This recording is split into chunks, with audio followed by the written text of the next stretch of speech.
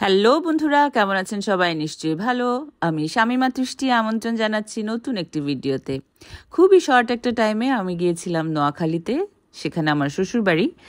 ঈদের ঠিক 2 দিন পর দাওয়াত খেয়ে তারপর আমাদের ডেস্টিনেশন ছিল নোয়াখালীর মাইজদি।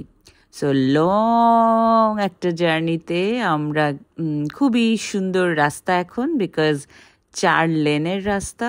খুবই কম সময়ের মধ্যে আমরা নোয়াখালী পৌঁছে যাই এবং এত গরম ছিল নোয়াখালীতে তা বলে বোঝানো যাবে না। এখনও যেমন গরম, সবাই যেরকম গরমে উত্তপ্ত হচ্ছেন, সেখানে ঠিক তেমনটাই গরম ছিল এবং কারেন্ট খুবই ডিস্টার্ব করছিল। বারবার কারেন্ট চলে যাচ্ছিল, কারেন্ট মানে আসছিল আবার চলে যাচ্ছিল।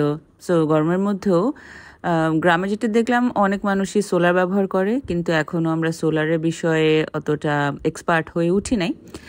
যাই হোক, এই গরমের মধ্যেও গ্রামটা এত সুন্দর বলে বোঝানো যাবে না। আর আমি আর শ্বশুরবাড়ির যেখানে মাইজদি, সেখান থেকে আমরা আবার গিয়েছিলাম কবিরহাট। কবিরহাটে হচ্ছে অ্যাকচুয়াল শ্বশুরবাড়ির, মাইজদিতে সবাই বাড়ি করেছে। তো সেখানে যাওয়ার পর গ্রামটায় অনেক পুরনো সকল স্থাপত্য দেখে এত আনন্দ লাগে, বিকজ সেখানে প্রায় 100 বছর পুরনো একটা মসজিদ আছে এবং সেখানে যে পুকুরটা আছে সেটা খুবই সুন্দর। যাই হোক, দেখতে দেখতে দুপুর হয়ে গেল। দুপুরে খাবার দাবার রেডি, খাওয়া দাওয়া শেষ করে আমি একটু ঘোরাঘুরি করছিলাম। আর ওই যে একটু আগে দেখালাম, সেটাই হচ্ছে সেই পুরনো মসজিদ এবং ধান ক্ষেত, বিশাল ধান ক্ষেত।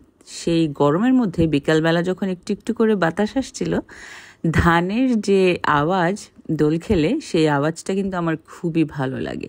যাই হোক, 2 পাশ দিয়ে অনেক বিশাল বিস্তর কৃষকের ধানের ক্ষেত।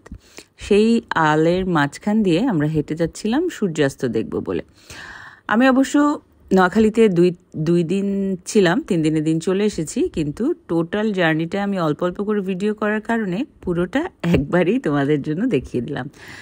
কবিরহাটের সকল সুখস্মৃতি নিয়ে ফিরে যাচ্ছি মাইজদি। সেখানে খালা শাশুড়ির বাড়িতে আরও অনেক আনন্দ ভালোবাসা নিয়ে বসে আছে মানুষগুলো। কি যে আনন্দ লাগে বোঝানো যাবে না। যাই হোক, পরের দিন ঢাকায় ফিরে আসার পালা এবং ফিরতি পথে আমরা গিয়েছিলাম ওয়ার সিমেট্রিতে। দ্বিতীয় বিশ্বযুদ্ধে যে সকল মানুষজন শহীদ হয়েছেন, তাদের সকলের বয়স আমাদের মতোই, একদম তরুণ, 21 থেকে 35, হাইয়েস্ট 40। তাদের এই আত্মত্যাগ সত্যি আনন্দিত করে, উদ্বেলিত করে, এগিয়ে যাওয়ার সাহস দেয়।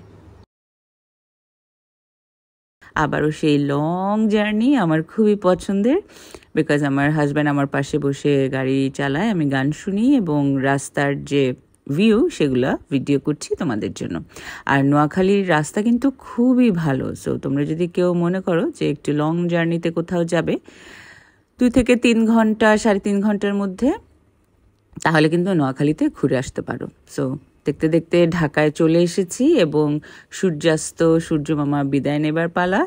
সূর্যমামা বিদায়ের সাথে সাথে আমাদেরও ঢাকায় চলে এসেছি এবং সকল স্মৃতি নিয়ে ঢাকায় আবার নব উদ্যমে কাজে ঝাঁপিয়ে পড়া। ঢাকায় ঢুকে সাডেনলি এত বৃষ্টি শুরু হলো, বলবার মতো না। পুরোটা জার্নি এত আনন্দের ছিল। যাই হোক, মাঝে মাঝে কিন্তু কাজের ফাঁকে ফাঁকে এরকম করে একটু বেরিয়ে আসা উচিত। তাতে করে মনও ভালো থাকে এবং কাজ করার জন্য অনেকখানি এনার্জি বুস্ট আপ হয়। দেখতে দেখতে ঢাকায় পৌঁছে গেলাম। সবাই ভালো থাকো, সুস্থ থাকো, টাটা।